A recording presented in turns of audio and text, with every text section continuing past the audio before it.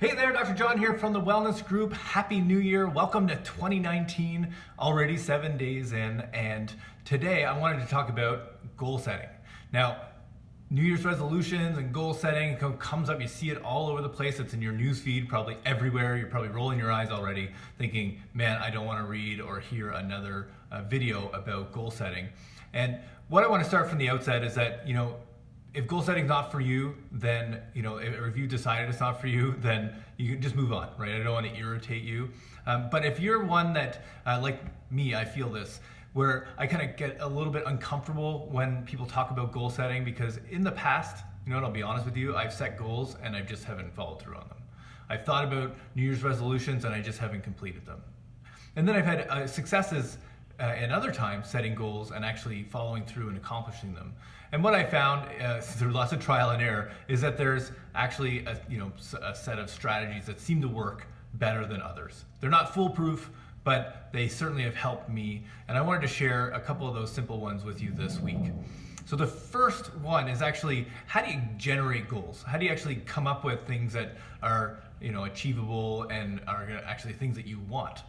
Now, there's a whole bunch of I think preceding steps that are valuable to create really powerful goals. And we're going to be talking about that in our Think by Design seminar that's coming up on Thursday night this week. So if you want information on tickets to this Think by Design seminar, just comment below and I'll add the link there. But this is a really simple strategy that I use actually to start generating ideas around the goals I want to set for the year, or for any time period, but right now we're talking about the year. So what I want you to do, I want you to imagine, just close your eyes for a moment. I want you to imagine it's the end of 2019. So it's December 30th, 2019. You're sitting down, end of the day, you're relaxed. Maybe you've got a glass of wine or a cup of tea in your hand, and you're reflecting with your spouse or friend about 2019, and you just feel this amazing sense of happiness. You're just super proud of yourself for what you've accomplished in 2019. You've actually been able to stick to the things that you said you were going to do, and you have this sense of contentment, satisfaction, and inspiration. You've inspired yourself, yes, I can do this. And so in that moment where you can just imagine that you're feeling all these positive emotions.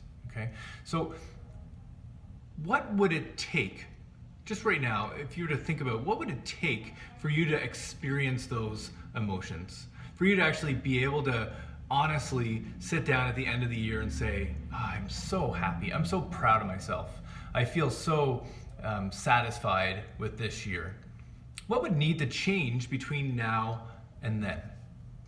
And I bet if you were to just start writing out what the things that would need to change, without thinking about it too much, probably that's going to give you the hierarchy of goals that you're going to want to set.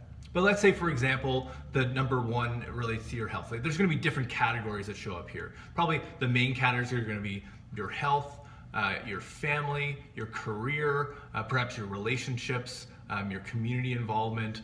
Those would probably be the top five. Financial would fit in there as well.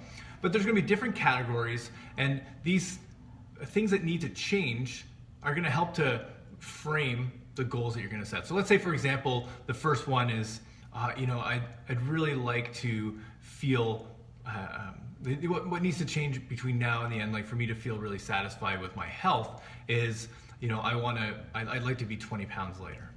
Okay, great. So that's a great goal, and for you to think about that is well, what is it about the weight loss that actually makes me really proud of myself?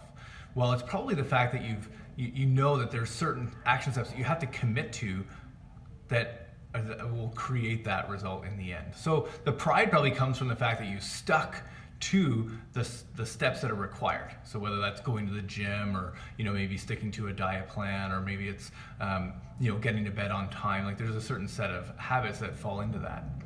But that answering that question simply, I don't want to get too in the weeds with this, but simply, okay, I'm really happy with what I've achieved.